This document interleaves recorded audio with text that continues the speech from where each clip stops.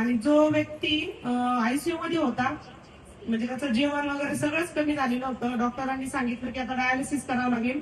13.2 वरती क्रिएटिनिन आलेलं होतं त्याचं, आणि डायलिसिस सांगितलं. डायलिसिसला चालू झालं. वीकली 2 वेळेस डायलिसिस करायचो आम्ही.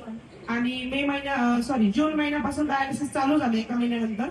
आणि मग जेव्हा आम्ही डायलिसिस चालू झालं, तर तो डायलिसिस चालू असताना त्याची कंडिशन एवढी खराब व्हायची, प्रत्येक वेळेस त्याचं एचबी 2-3 पॉईंटनी कमी व्हायचं. तो 6 वर, 6.5 वर, 5 वरती यायचा. प्रत्येक वेळेस गेलं की ब्लड बॅग लावायची आणि डायलिसिस करायचं. 3 तासाचं, 2 तासाचं, 2-3 लिटर पाणी काढायचं. मग अशी प्रोसेस चालूच होती 1-1.5 महिना. तो जास्तीचा वीक झाला. त्याच्यानंतर आम्ही जो प्रोडक्ट आहे रियांश अमृत ज्यूस, फक्त रियांश अमृत ज्यूसच दिलं सुरुवातीला. 8 दिवसात, 15 दिवसात तो इतका व्यवस्थित रिकवर झाला. अर्धी चपाती खायचा, 2 चपात्या खायला लागला. हॉस्पिटलाइज होतो, डिस्चार्ज घेतला, घरी आलो. वीकली 2 वेळेस हे चालू होतं डायलिसिस. आता सध्याची कंडिशन सांगते सर, तो वीकली नाही, वीकली 1 टाइम झालं, 1 आठवडा. त्याच्यानंतर 15 डेज 1 टाइम झालं.